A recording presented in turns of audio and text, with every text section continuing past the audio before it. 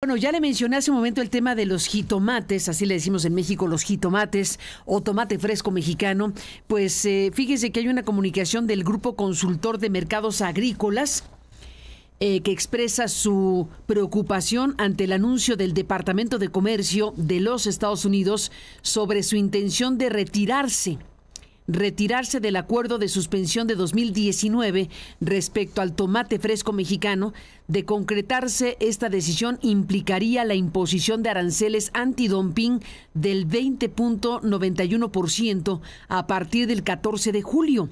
Esta medida unilateral podría tener implicaciones significativas en el comercio agrícola entre ambos países. Actualmente, el tomate mexicano representa aproximadamente el 55% del consumo en Estados Unidos. Fíjese qué dato da este Grupo Consultor de Mercados Agrícolas. Actualmente el tomate fresco mexicano, o jitomate, representa aproximadamente el 55% del consumo en Estados Unidos, mientras que el 98% de las exportaciones mexicanas de tomate tienen como destino ese mercado. El 98% de las exportaciones mexicanas de tomate fresco tienen como destino Estados Unidos. El tomate producido en México ha sido determinante para garantizar precios accesibles y abasto constante al consumidor estadounidense, destacando por su calidad, sabor y competitividad. La decisión estadounidense parece estar influenciada por presiones de productores de Florida, quienes en repetidas ocasiones han presentado acusaciones de dumping sin que se comprueben de manera concluyente, en lugar de abordar problemas estructurales de productividad. De acuerdo con un estudio de la Universidad de Arizona, la imposición de aranceles al tomate mexicano podría incrementar en más del 50% el precio por contenedor en el mercado estadounidense, lo que afectaría directamente a consumidores, distribuidores y cadenas de autoservicio. Este Grupo Consultor de Mercados Agrícolas ha documentado, dice aquí, que los productores mexicanos operan con altos niveles de eficiencia y competitividad, gracias a ventajas en logística, costos y calidad.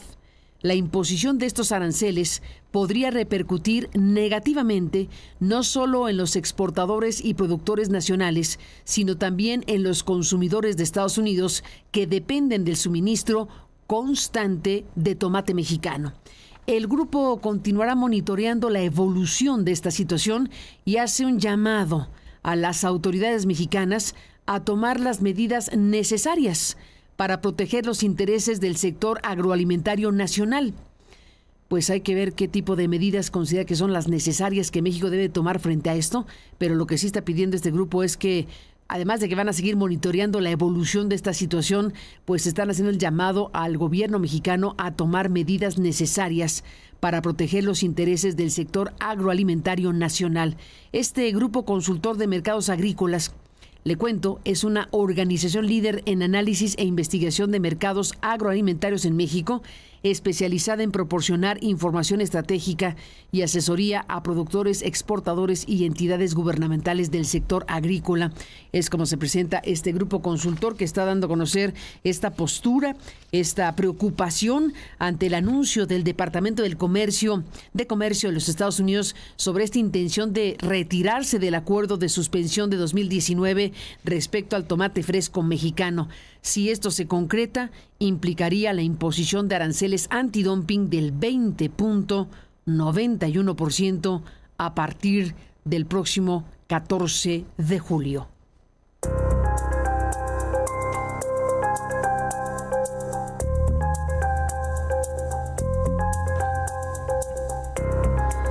Y hace unos minutos, Julio Verdegué, el ingeniero agrónomo y secretario de Agricultura y Desarrollo Rural del gobierno mexicano, habló de este tema.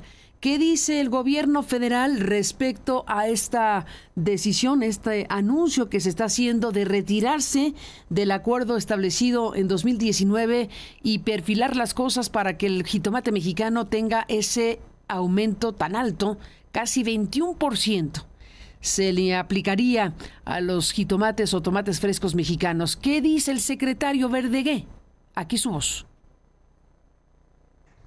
Desde el año 96, 1996, las exportaciones mexicanas de este producto a Estados Unidos han estado reguladas por un acuerdo que se llama Acuerdo de Suspensión de una investigación antidumping. Los productores de Florida, de tomate, de jitomate, nos han acusado, en nuestra opinión, sin razón, de que los productores mexicanos venden sus tomates en Estados Unidos por debajo de los costos, lo cual no es cierto. Pero llevan décadas en esa historia los productores. Entonces, hay este acuerdo de suspensión del dumping desde esos años. A lo largo de estos casi 30 años, se han negociado 5 acuerdos para ir suspendiendo esta investigación. El último de estos... Dumping. Dumping es cuando alguien dice, mira, este señor que me está mandando, señora que me está mandando tal producto, está haciendo trampa. No está realmente vendiendo el tomate al precio real que lo debería vender.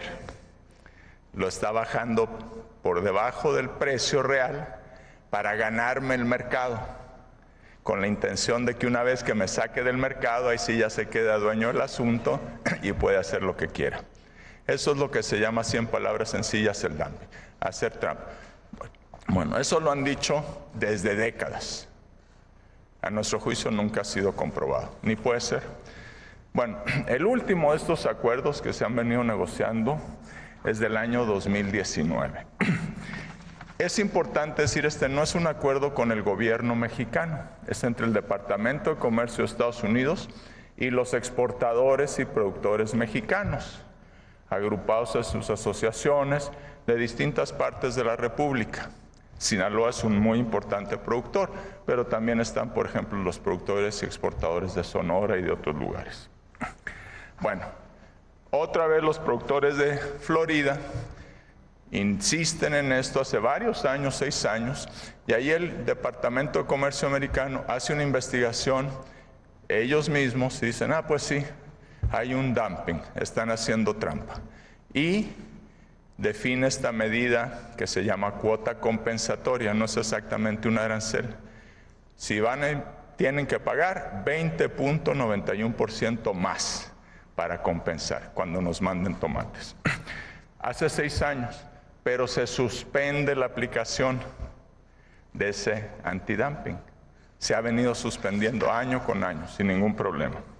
Hasta ayer, que el Departamento de Comercio notifica a los exportadores mexicanos que ya Estados Unidos se retira de este acuerdo y que ahora sí, en un plazo de 90 días, porque tienen que dar un aviso de 90 días, hasta el 14 de julio de este año, que ahí ya va a empezar la aplicación de esta medida para castigarnos por las supuestas trampas que hemos hecho con 20.91%. Entonces, esto no es parte de los mismos aranceles que se han estado discutiendo. Esta es otra cosa que viene de décadas atrás. No es parte de lo mismo que hemos estado conversando con ellos. Es importante decir que 90% de los tomates que Estados Unidos importa de cualquier lugar del mundo son tomates mexicanos, jitomate, 90%. Y 6 de cada 10 tomates que ellos comen son hechos en México, 6 de cada 10. ¿Cuál va a ser la consecuencia de esto si es que se lleva a cabo? Porque todavía faltan 90 días. Pues que sus tomates van a ser más caros, les van a salir más caras sus ensaladas, su ketchup y todo. ¿Sí?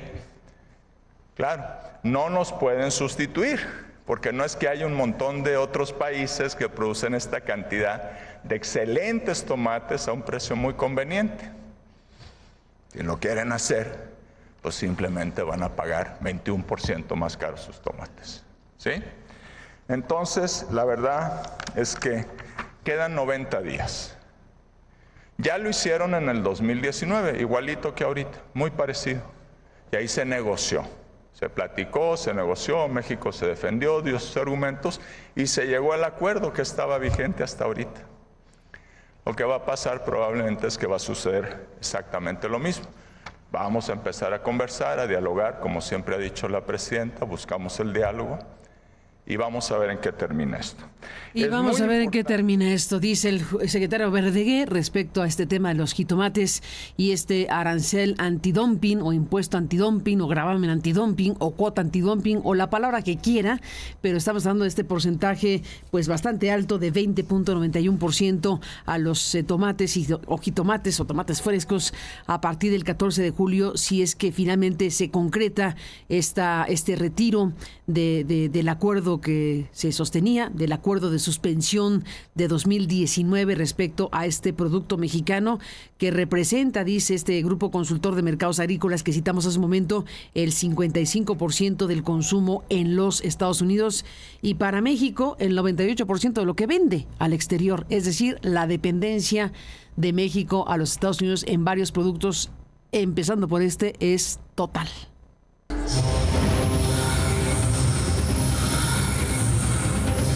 En línea desde Washington, con Jesús Esquivel. Hola Jesús, buenos días y bienvenido. ¿Cómo estás? Saludos. Carmen, muy buenos días.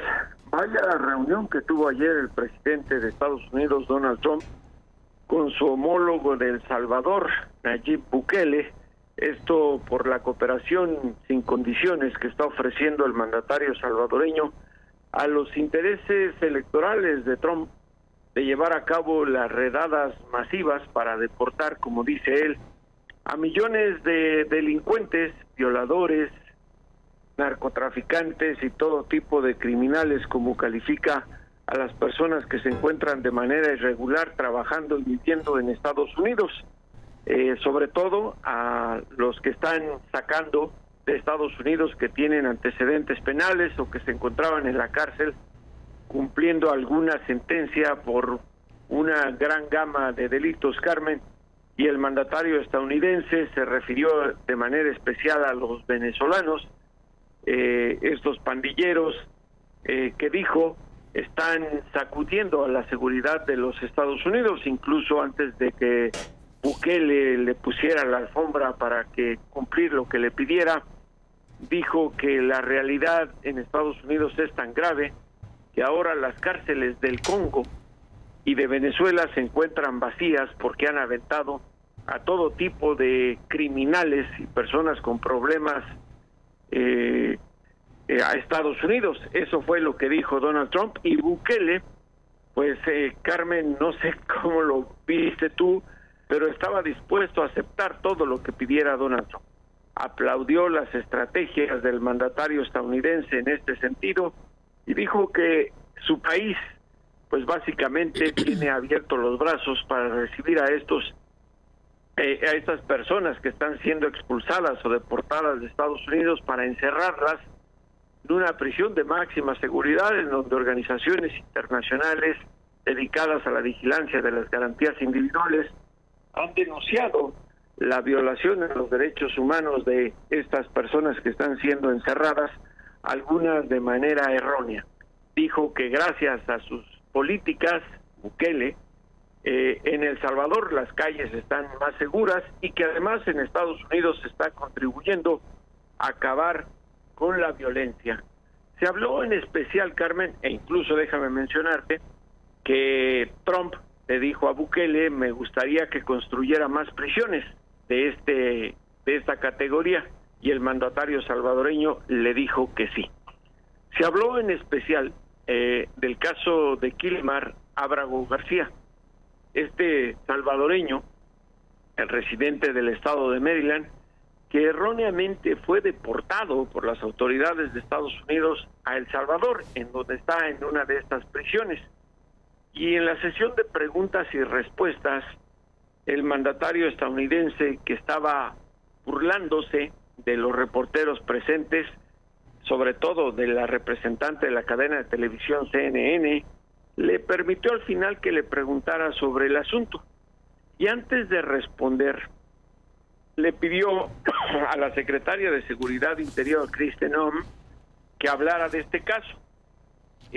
La secretaria de Seguridad Interior, Carmen, dijo que se trataba de un integrante de la Mara Salvatrucha, esta pandilla peligrosa, y que 2 cortes habían determinado que este era un pandillero, y me refiero a Ábrego García. Después le pidió a la procuradora Pam Bondi que hablara, y esta, incluso un poco contradiciendo la narrativa, dijo que Estados Unidos estaría dispuesto a ayudar el regreso de este ciudadano salvadoreño proporcionándole un avión para el transporte. Sin embargo, le dio la palabra a Steven Miller, su asesor personal y creador de estas políticas antimigratorias, y dijo que se trataba de un terrorista, que no podían permitir que regresara a los Estados Unidos. Marco Rubio, el secretario de Estado, agregó lo siguiente en torno a este muchacho Ábrego García, y dijo que las Cortes Federales no tienen el derecho constitucional de definir la política migratoria, que eso le compete al presidente de Estados Unidos. Y bueno, aquí hay que señalar una cosa. Bukele agregó, a pregunta de la Procuradora General de Justicia de Estados Unidos, que él no va a regresar a Ábrego García, que es un terrorista. Eso dijo el presidente salvadoreño. Y aquí hay que resaltar una cosa, Carmen. La Suprema Corte de Justicia de los Estados Unidos, en una votación que terminó 9-0, favoreció el regreso de este ciudadano salvadoreño a los Estados Unidos por haber sido deportado de manera errónea. Y ahí tienen la reacción de la Casa Blanca. Trump pues habló de que continuará con esas tácticas antimigratorias y que pues su gobierno va a limpiar definitivamente a la sociedad de Estados Unidos de lo peor de lo peor. Así calificó el mandatario estadounidense en términos generales a la inmigración indocumentada, Carmen. Una reunión en la Casa Blanca, de la cual al concluir varios reporteros estadounidenses hablaban de la incongruencia que dijo Marco Rubio respecto a las Cortes. Imagínate, si ya la Suprema Corte de Justicia no tiene injerencia en el tema constitucional en Estados Unidos, ¿qué se puede esperar del gobierno de Trump? ¿Qué se puede esperar del gobierno de Trump? Pues Jesús Esquivel, estuviste ahí mismo, ¿no? Eres uno de los periodistas que vio de forma directa este encuentro entre Bukele y Trump y Bukele, en donde pues entendemos también que Donald Trump está planteando que puede deportar a estadounidenses violentos, y además está invitando a Bukele a que haga más cárceles, y no dijo que no. No, Bukele no dijo que no, le dijo además que eran hermosas, so beautiful, dijo Donald Trump, de estas cárceles. Y bueno, aquí hay que marcar algo. Cuando está hablando de deportar estadounidenses, se refiere a los que tienen no un perfil anglosajón. Eso está muy claro en las estrategias de Donald Trump, y vamos a ver hasta dónde es capaz de hacerlo, porque para el gobierno de El Salvador es un negocio. Estados Unidos le está compensando monetariamente por retener a estas personas en estas prisiones de máxima seguridad. Hay que marcar también claramente, Carmen, que sí han deportado a pandilleros de la Mara Salvatrucha peligrosísimos en cualquier lugar donde se encuentren, pero han cometido errores, como es el caso de este muchacho Kilmar Ábrego García. Pero ahí está claro que a nadie Trump le va a hacer caso, ni a la Suprema Corte de Justicia de su país. Pues está tremendo, porque a ver, si judicialmente se ha reconocido, así lo entiendo, que el señor Kilmar Ábrego, salvadoreño, que fue deportado por un error administrativo, cualquier cosa que esto signifique, pero eso fue lo que se dijo, un error administrativo, pues tendría, bueno, la instancia judicial, si no me equivoco, una jueza, ha dicho que tienen que ayudar o colaborar para que regrese, ¿no? Entiendo que no hay una orden judicial que les obligue a regresarlo, sino que es decir o reconocer que hubo un error, que lo mandaron equivocadamente y que tienen que ayudarle a regresar a Estados Unidos. Y tanto uno como el otro dicen no. No, y pese a que la procuradora... Y además ya lo declararon terrorista, hay un juicio, ¿está sentenciado o qué cosa?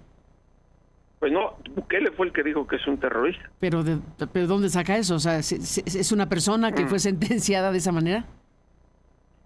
Bukele eso fue lo que dijo. Lo dijo delante de Trump, y pese a que Bondi, minutos antes, dijo, si se trata de regresarlo, el Departamento de Justicia pondría el avión.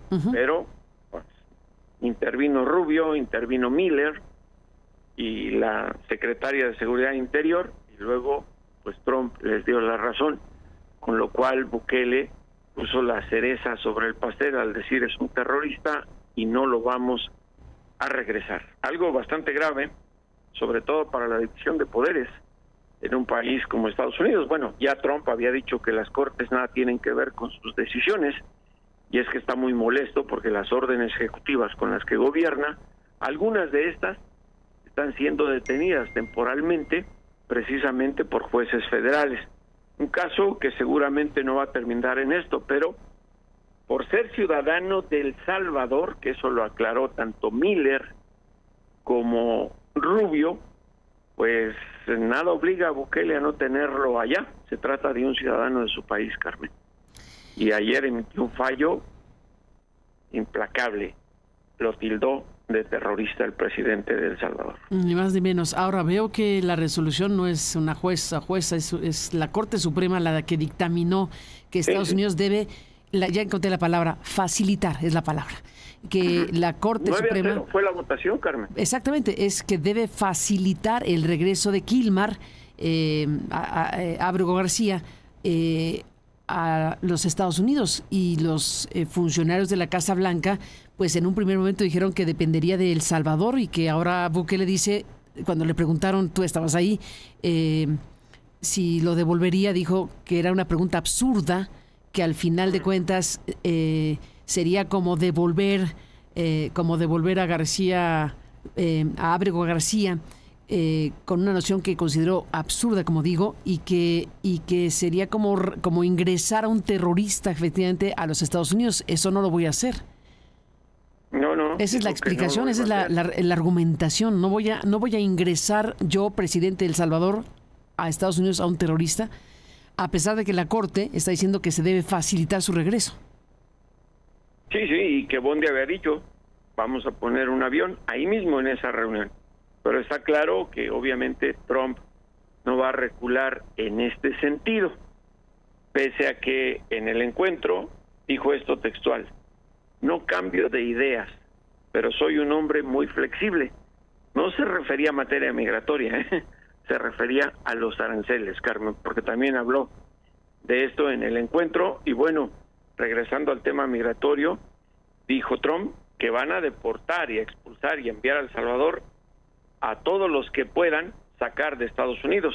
Dijo, tenemos a millones de gente que no deben estar aquí, son criminales. Eso fue lo que dijo Donald Trump. Y en el tema de las tarifas, Carmen, pues volvió a hablar de querer imponerle aranceles a la industria farmacéutica. Fue ahí cuando dijo que era un hombre muy flexible. Fíjate la manera, el lenguaje que utiliza para decir, soy un hombre que se equivoca o se arrepiente de hacer lo que hace por las consecuencias que tienen sus medidas unilaterales. Él es flexible, el mundo está pendiente de esa flexibilidad, y sobre todo en Estados Unidos esa flexibilidad ha causado una preocupación gigante. Estados Unidos se encamina a una recesión económica.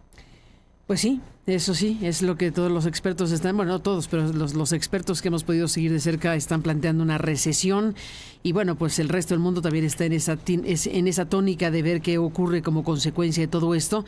Pero por lo pronto pues está la mezcla de la colaboración estrechísima de Nayib Bukele con Donald Trump, con el tema de las cárceles, el caso específico de esta persona, que entiendo lo identifican como alguien relacionado con la banda MS-3, con la Mara Salvatrucha. Sí, con la Mara Salvatrucha, sí, eso fue lo que se dijo. Dijo Miller, lo que dijo el secretario de Estado y la secretaria de Seguridad Interior, a quienes les dio la palabra a Trump en el encuentro con Bukele, a quien trataron como un gran amigo y gran aliado de los Estados Unidos. Fíjate qué favor tan grande les está haciendo, ¿no?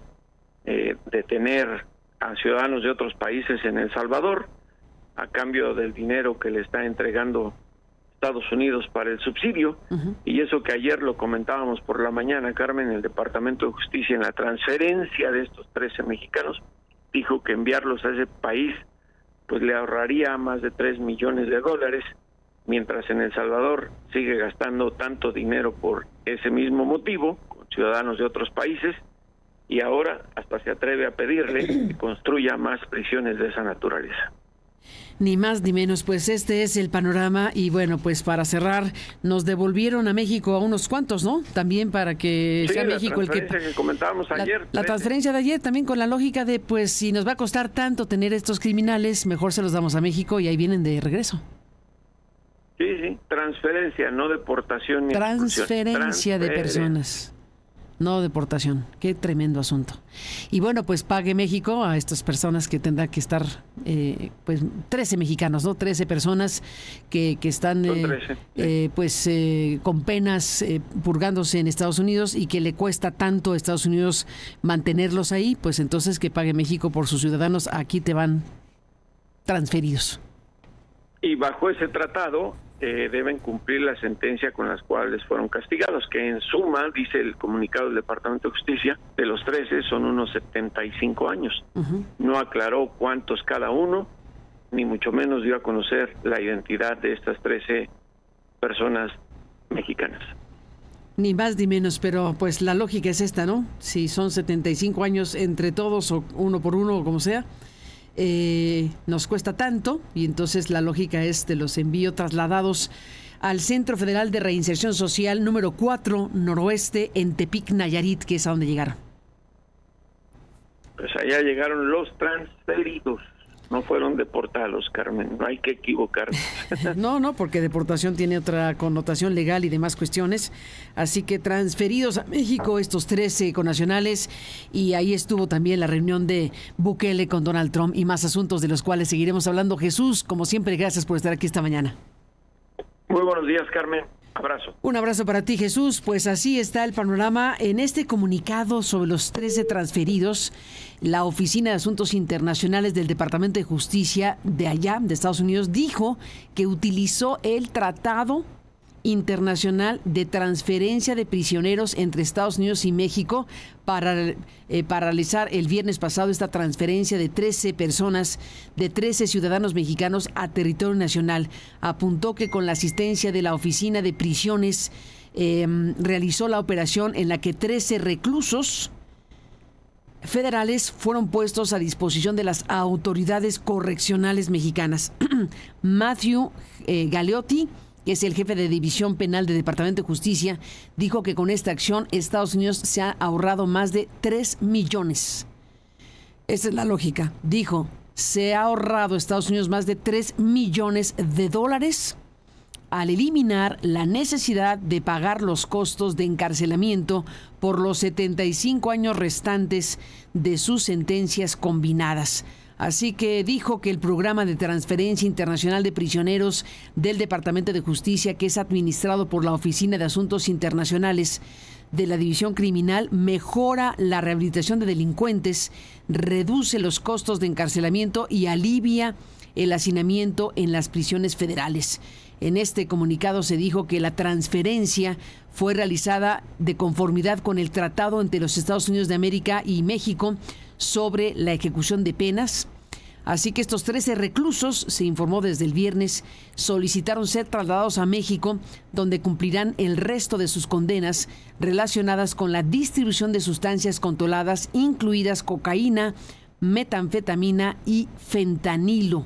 Los gobiernos de los dos países aprobaron estos traslados, pues sí, si no, no hubieran podido realizarse, dijo el Departamento de Justicia.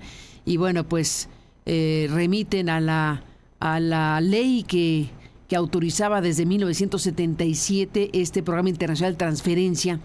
Y bueno, pues ahí se explicó con mayor detalle esta ley, pero en esencia, pues los 13 connacionales fueron ya enviados a México. Estos condenados por narcotráfico en Estados Unidos, de regreso a México, a Tepic, Nayarit, en este Ceferezo número 4.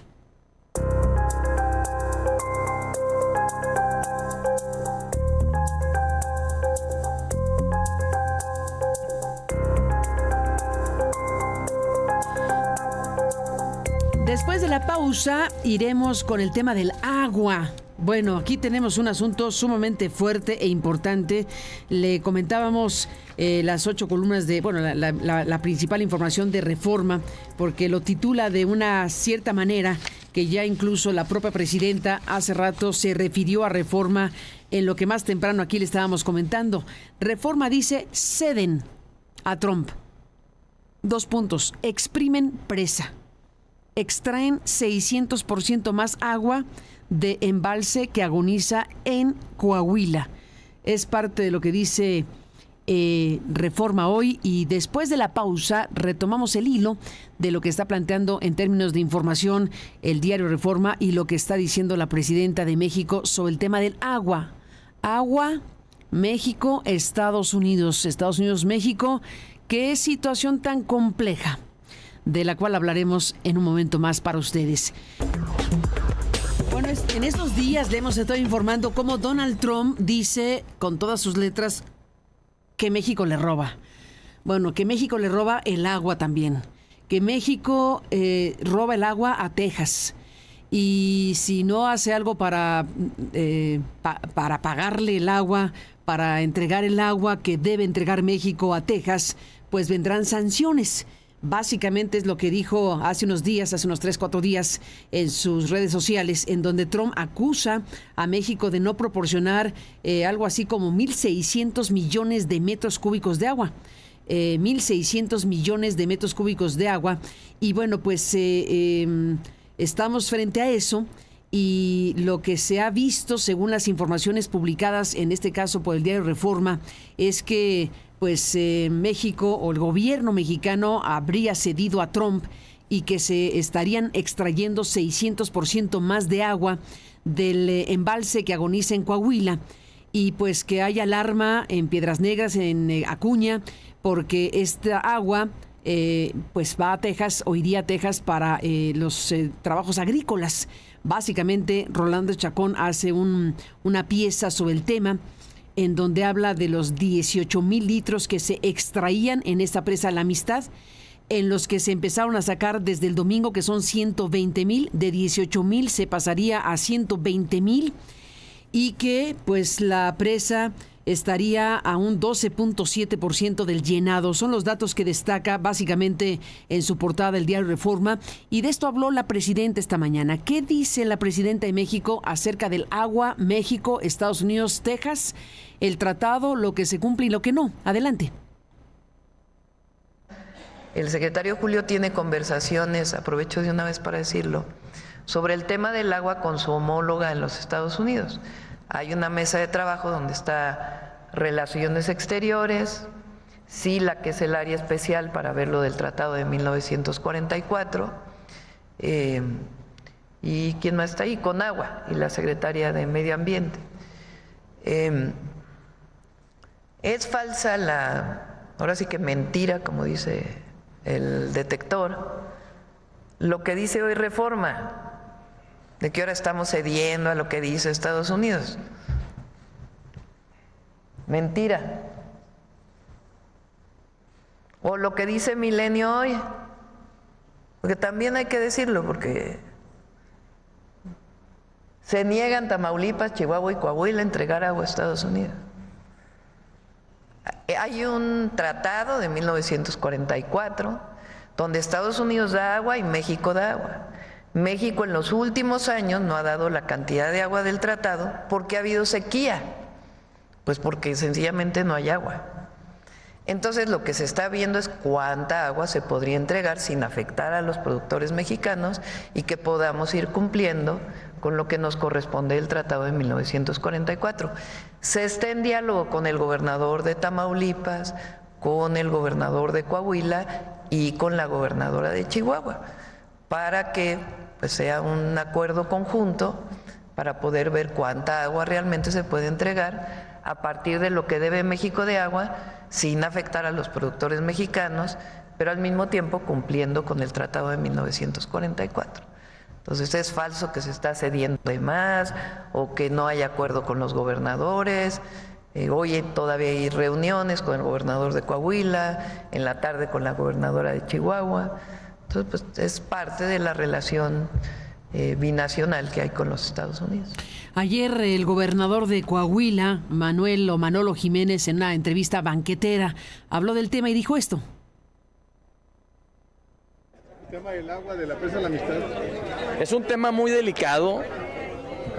He estado hablando con el presidente municipal de Acuña.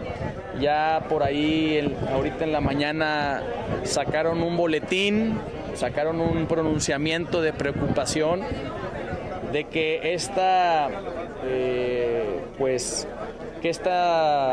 operación de sacarle agua a la presa más de la que normalmente se le saca, pues no ponga en riesgo el agua de los habitantes de Acuña y el agua de los habitantes de Piedras Negras, porque esta agua pues la avientan al río y de ahí es donde se alimenta también el agua de otros municipios. Así que nos solidarizamos al 100%, estamos completamente de acuerdo con el alcalde de Acuña. Yo cuando vi la noticia hablé con gente de la Conagua, hablé con el secretario de Agricultura y estoy buscando a la secretaria de Gobernación, porque pues lo más importante es que la gente tenga agua. No hay nada más importante que la gente de Acuña, que la gente de Piedras y los municipios cercanos tenga agua y que los mexicanos tengamos agua para el consumo humano. Entonces, yo sí pienso que son urgentes estas mesas de trabajo para que se haga una operación que no ponga en riesgo el agua de nuestra gente, ¿no? Muchas gracias.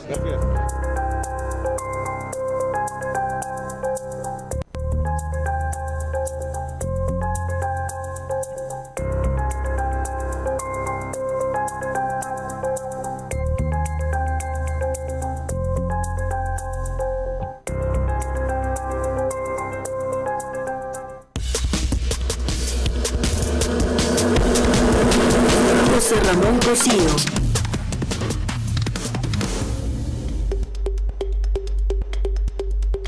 José Ramón Cosío, buenos días, buen martes, buena Semana Santa, ¿cómo estás? Bienvenido. Hola Carmen, ¿cómo estás? Muy buenos días. Buenos días, bueno, pues siguiendo de cerca muchos temas, pero la propuesta es que esta mañana te escuchemos revisar, dar seguimiento a lo que ya la semana pasada habías abordado y bueno, lo que está ocurriendo con el INE, con el Tribunal Electoral, con las reglas del juego para una elección judicial extraordinaria, lo que prohibió el INE y revirtió el tribunal, en fin, ¿qué estás viendo en este momento?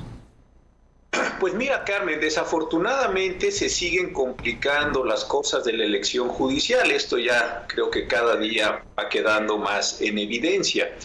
Lo que tuviste la semana pasada es la entrevista con la presidenta del tribunal en la que señaló que efectivamente se dio esta ya muy conocida, predecible votación de 3 magistrados contra 2. Prácticamente uno ya puede saber cuál va a ser la votación, insisto, de los magistrados, viendo cuáles son, y me da mucha pena decirlo, pero así es, los posicionamientos del gobierno. Basta que el gobierno presente un recurso y uno ya podría estar adivinando la votación de estos 3 magistrados en contra de los 2.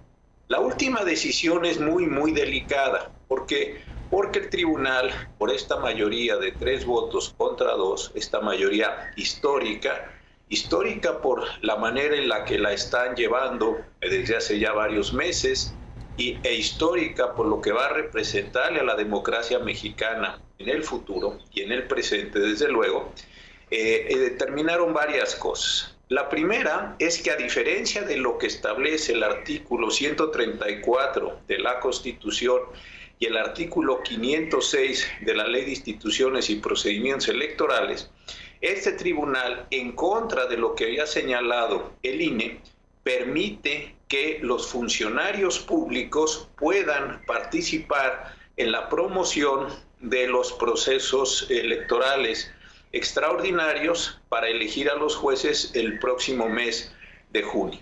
Esto es de verdad muy delicado. ¿Por qué lo es?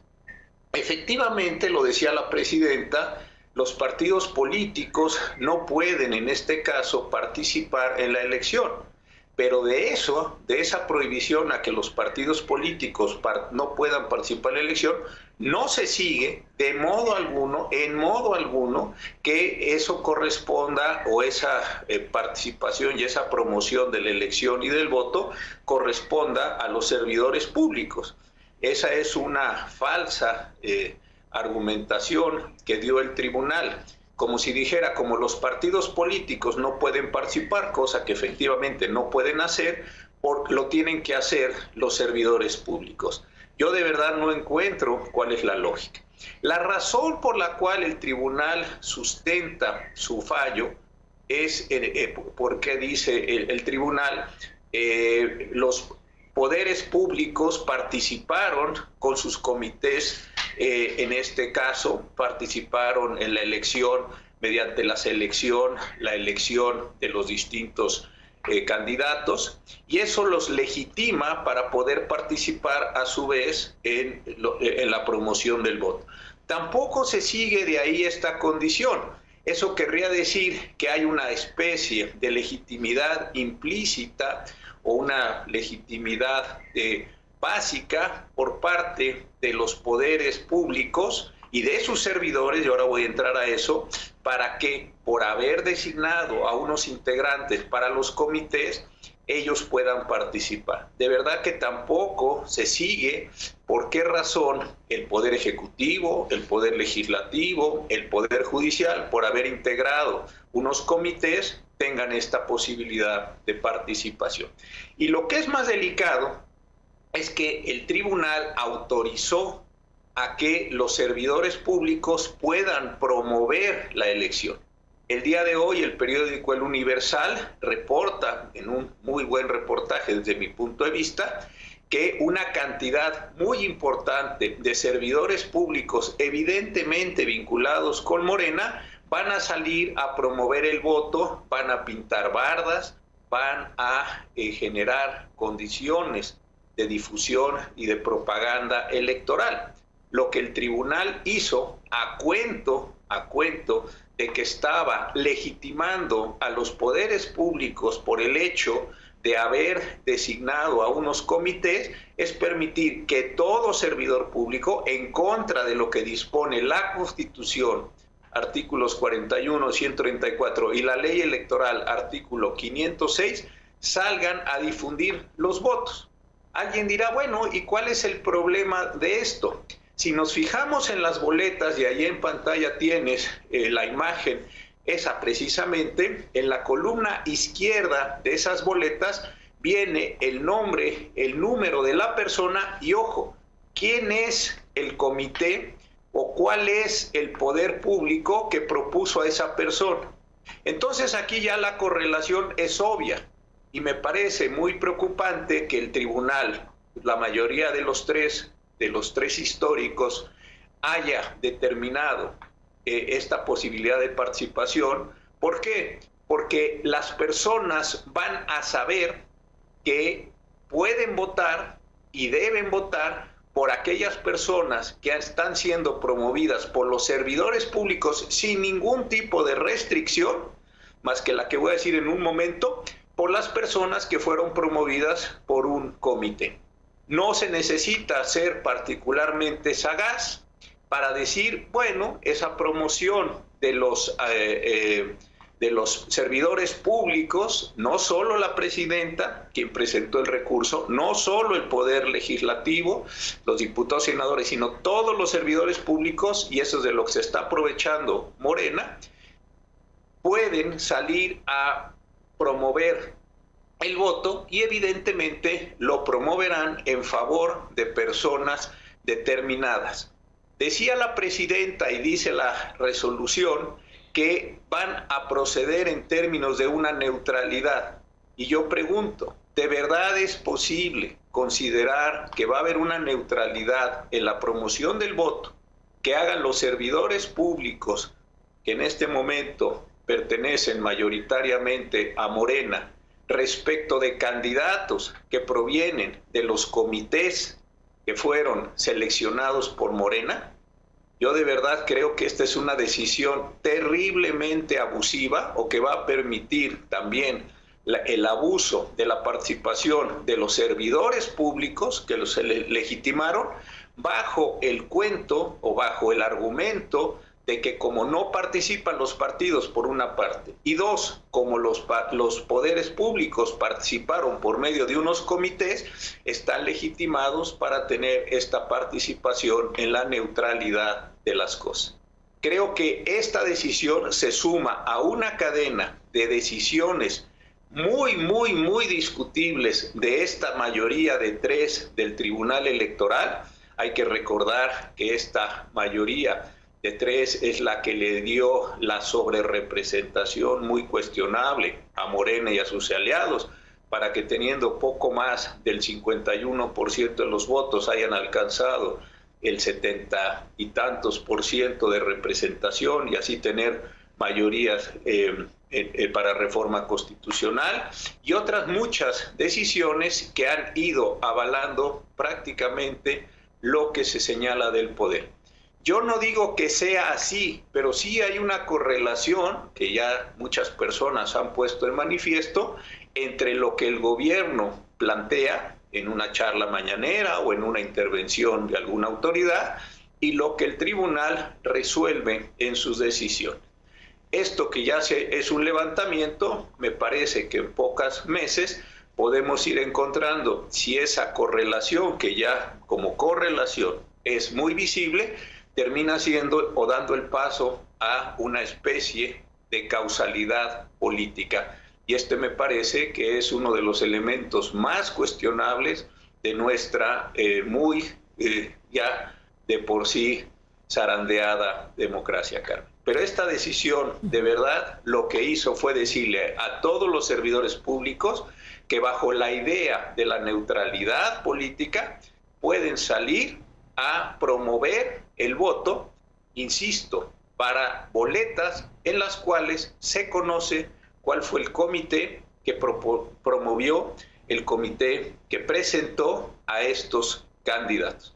Exactamente lo que la presidenta Sheinbaum había señalado hace algunas semanas en una conferencia mañanera y posteriormente en el recurso que presentó ante estos casos. Lo que dijo el INE, me parece, en el acuerdo que revocó el tribunal, me parece que era muy correcto. ¿Por qué? Porque el INE, en este caso, no en otros, el INE también ha tenido unas decisiones terribles y es la más grave de todas, me parece, que es la fragmentación de los circuitos judiciales en distritos y la localización de los distritos electorales en ciertas zonas de la Ciudad de México, donde Morena tiene unas amplias mayorías electorales, pero en este caso concreto me parece que el INE tenía razón cuando decía, pues hay disposición expresa, por un lado, que prohíbe que los servidores públicos hagan promoción, así se le quiera llamar eufemísticamente neutra, de las campañas y de los procesos electorales judiciales, y por otro lado, también me parece que es muy interesante y complicado la condición de que puedan estos actores participar. Donde me parece que va a haber una discusión interesantísima va a ser en la elección del año 27. ¿Por qué? Porque la elección del año 27 va a concurrir, por una parte, la elección política, un número importante de gobernadores, presidentes municipales, ayuntamientos, diputados federales, etcétera, y también la elección judicial. ¿Qué va a decir entonces? Ya no se van a hacer cargo estos magistrados, los 3 actuales, pero sí dejarán este precedente.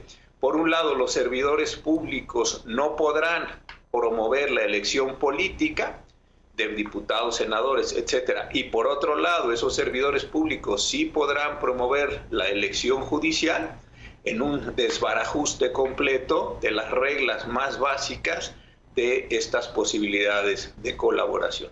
Entonces creo que a las ya de por sí muy desafortunadas decisiones, ni siquiera estoy ya discutiendo la reforma, decisiones que se han tomado para instrumentar, o aquí sí que cabe la diferencia, instrumentalizar la elección judicial de este año, se suma esta decisión donde se le ha dado carta blanca a todos los servidores públicos para que con unas reglas muy endebles y bajo un concepto muy ambiguo de neutralidad, puedan salir a promover no solo la elección, sino, dada la manera en la que se eligieron a los candidatos por los comités y la forma en la que está construida la boleta, a los propios candidatos de cada uno de esos comités, o lo que es igual, a los candidatos de cada uno de esos poderes.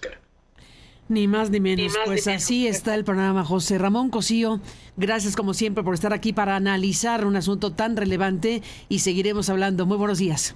Gracias, Carmen. Muy buenos días. Buenos días. Buen martes para ti.